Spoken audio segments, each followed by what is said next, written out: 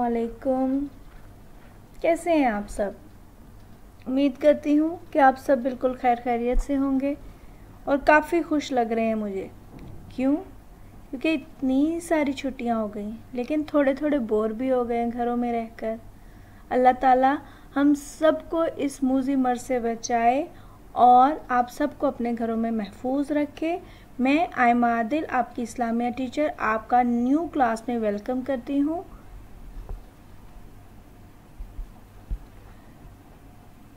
हमारे सबक का नाम है खैर व बरकत के कलमात।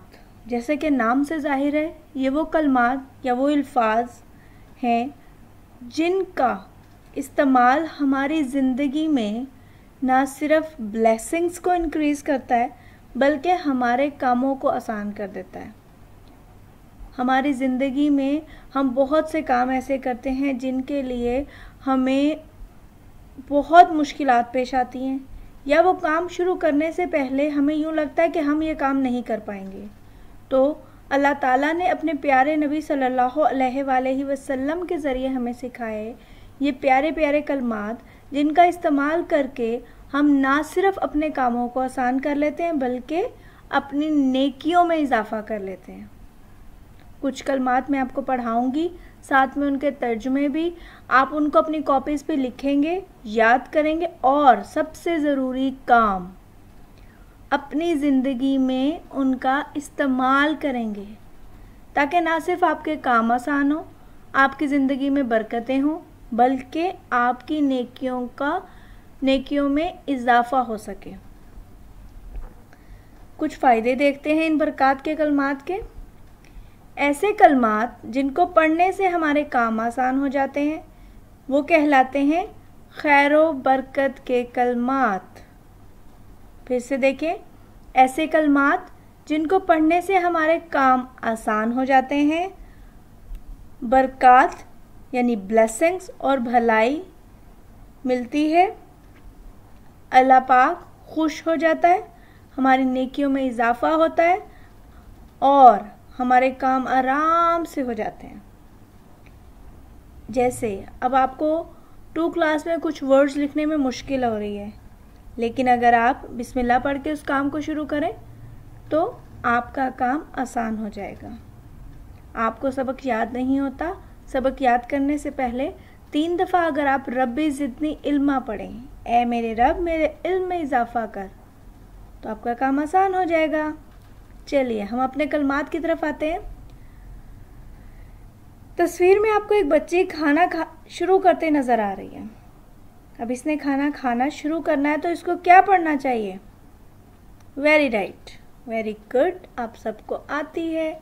जी हाँ, जब भी हमें कोई काम शुरू करना है, कोई भी काम करना है, ख्वाह वो खेलना हो, ख्वाह वो पढ़ना हो, ख्वाह वो खाना हो, हर काम को शुरू करने से पहले हमें बिस्मिल्लाहिर्रहमानिर्रहीम पढ़ना चाहिए। बिस्मिल्लाहिर्रहमानिर्रहीम। फिर से पढ़ें, बिस्मिल्लाहिर्रहमानिर्रहीम। शुरू अल्लाह के नाम से जो बड़ा मेहरबान निहायत रहम वाला है। शुरू अल्लाह के नाम से जो बड़ा मेहरबान निहायत रहम करने वाला है।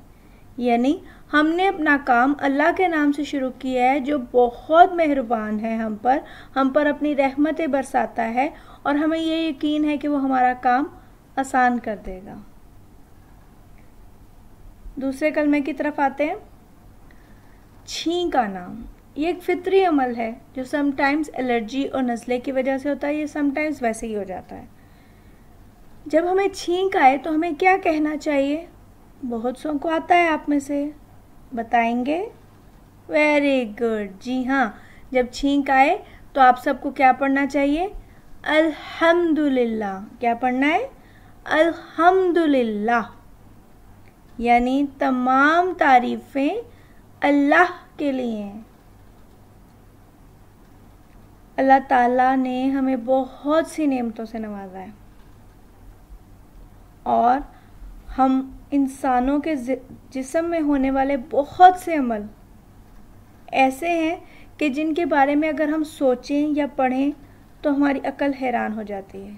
बिल्कुल सोचें कि अगर आप देखें कि आप सो जाते हैं और फिर आप उठ जाते हैं, इस अमल के बारे में देखें कि ये कैसे होता है।